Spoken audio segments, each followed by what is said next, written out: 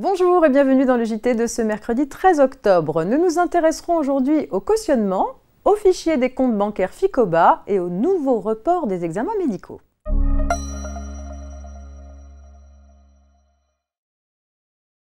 Et c'est une petite histoire de cautionnement qui ouvre cette édition.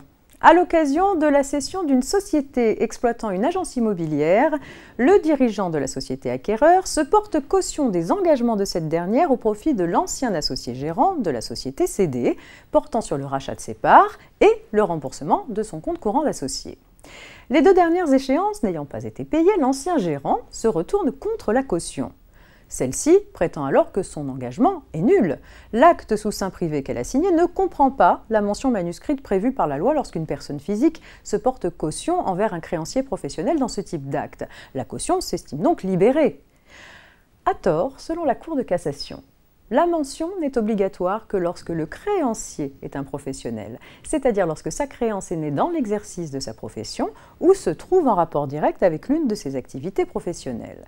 Or, la cession par un associé des parts d'une société ou le remboursement des avances consenties à la société ne caractérise pas l'exercice d'une activité professionnelle, même si le cédant a été le gérant de la société cédée. En effet, c'est la société cédée qui exerçait l'activité d'agence immobilière et non son gérant. Par conséquent, la mention manuscrite n'est pas nécessaire à la validité du cautionnement.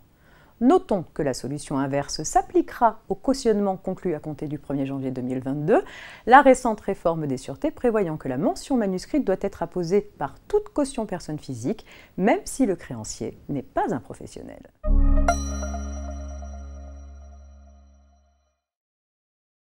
Dans le but de renforcer la lutte contre la fraude, tout possesseur d'un compte bancaire en ligne situé à l'étranger est tenu de le déclarer à l'administration fiscale. Cette obligation s'effectue au moment du dépôt de la déclaration annuelle de revenus sur l'imprimé 3916-3916 bis, sur lequel doivent également être mentionnés les comptes bancaires, les comptes d'actifs numériques et les contrats d'assurance vie détenus à l'étranger.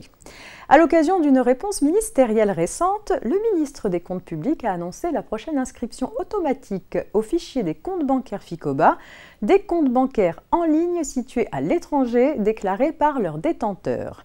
Les notaires qui ont accès à ce fichier pourront notamment prendre connaissance de l'ensemble des données nécessaires pour traiter les dossiers de succession dont ils ont la charge.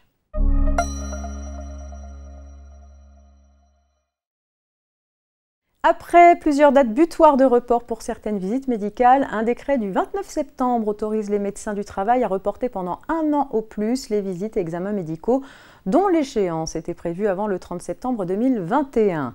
Les examens reportés devront donc être organisés avant le 30 septembre 2022, sachant que ce nouveau mécanisme englobe les visites reportées en application des dispositions en vigueur lors du premier confinement et qui n'ont pas pu être organisées avant le 4 décembre 2020.